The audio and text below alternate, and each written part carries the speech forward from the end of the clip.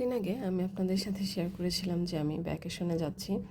তো আমি তখন আপনাদেরকে বলিনি যে আমি কোথায় ভ্যাকেশনে যাচ্ছি বা বিষয় কী। তো হিয়ার ইট ইজ, আজকের ব্লগে আমি আপনাদেরকে বলবো যে আমরা কোথায় যাচ্ছি ভ্যাকেশনে।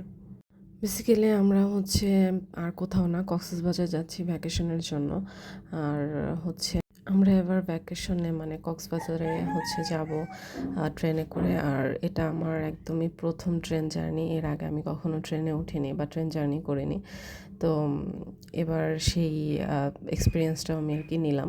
বাট কক্সবাজারের ট্রেনের টিকিটটা পাওয়াটা আসলে খুবই টাফ, যেটা কিনা মাত্র অনলাইনে যদি কিনতে হয় তাহলে মিনিট খানেকের মধ্যেই সেটা শেষ হয়ে যায় সবগুলা টিকিট। তো এটা রীতিমতো একটা যুদ্ধের মতো করেই আমাকে টিকিটটা কিনতে হয়েছে।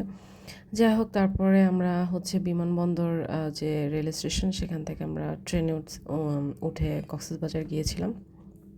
আর ট্রেনের যেটা বেসিক, আমাদের যে ট্রেনের যে নাস্তাটা, সেটা আমরা একটু ট্রাই করেছিলাম, যদিও আমাদের কাছে অতটা ভালো লাগে নাই, জাস্ট মোটামুটি চলে এরকম। তো এরপর আর কি প্রাকৃতিক দৃশ্য দেখতে দেখতে আর সারাটা রাত মোটামুটি আমরা ঘুমিয়েই কাটাইছি। যেহেতু আমরা এসি যে ইয়াটা ছিল স্নিগ্ধা, ওইটা নিয়েছিলাম।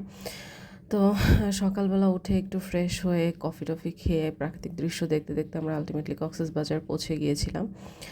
কক্সবাজারে আমরা আনুমানিক 8টা সাড়ে 8টার দিকে আমরা হয়তো কক্সবাজারে নেমেছিলাম। এরপরে ওখান থেকে আমরা কলাতলি, আমাদের সকালের নাস্তাটা কলাতলিতেই সেরে ফেলি। দেন আমরা আমাদের হোটেলের দিকে যাই। তো এটা ছিল